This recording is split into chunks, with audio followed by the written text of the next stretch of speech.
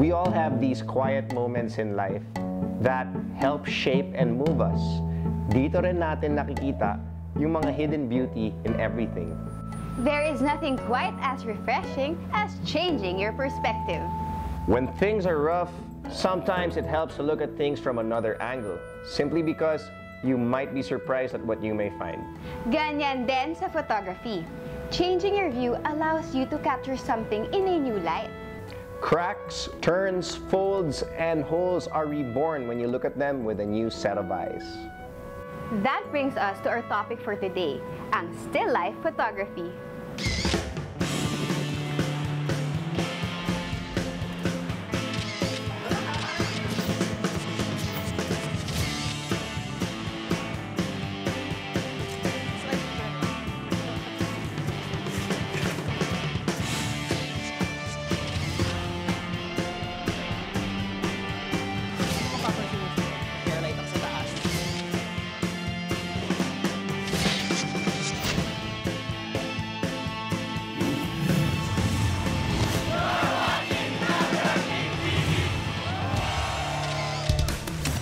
Still life photography aims to capture things in a way that gives them fresh appeal and excitement.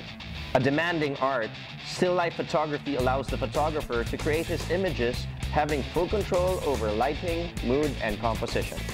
The still life photographer focuses on the colors, contrast, shadows, and light applied to the objects, and how objects arrange in harmony with each other. Up next, we've got Mr. Joe Gallian, who's going to show us some tips and tricks on how to use that reflector to help improve our photographs.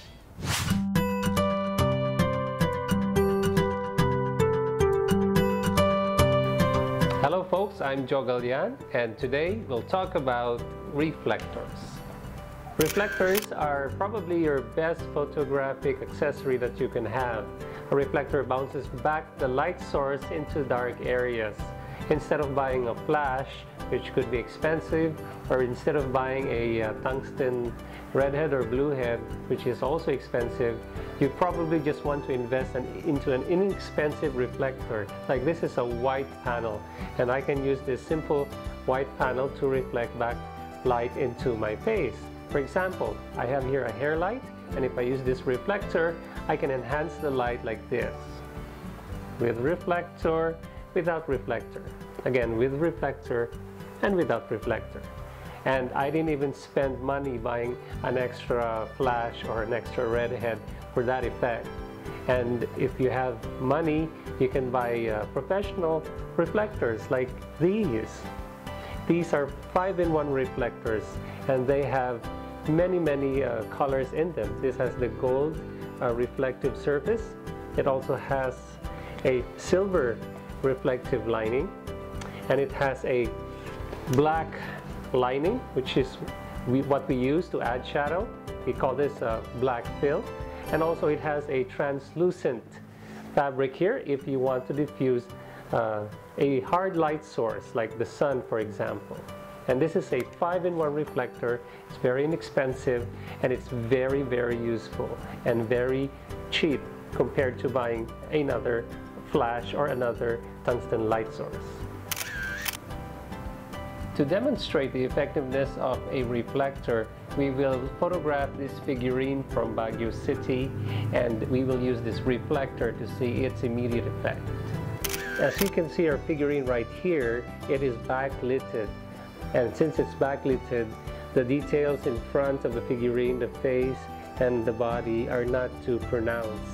And as a photographer, you have to bring out those details, and the only way you can bring out those details is to counter the backlight with another light source, or simply use a reflector to bounce back the light into the main feature of your subject. In our case, it's the face area, and there we have to bounce back light using a reflector. We will now reflect the backlight right into the shadow area of this figurine by using a reflector. And using the reflector, it is important to notice that to effectively bounce back the light into the shadow area, you must find the most intense reflection by tilting, swinging your reflector and checking it visually. And there we go.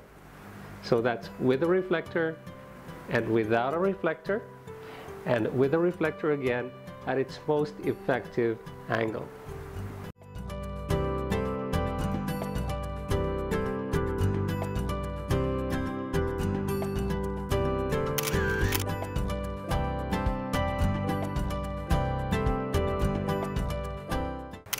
And that's today's episode on how to use a reflector. By the way, this reflector can be bought at any bookstore.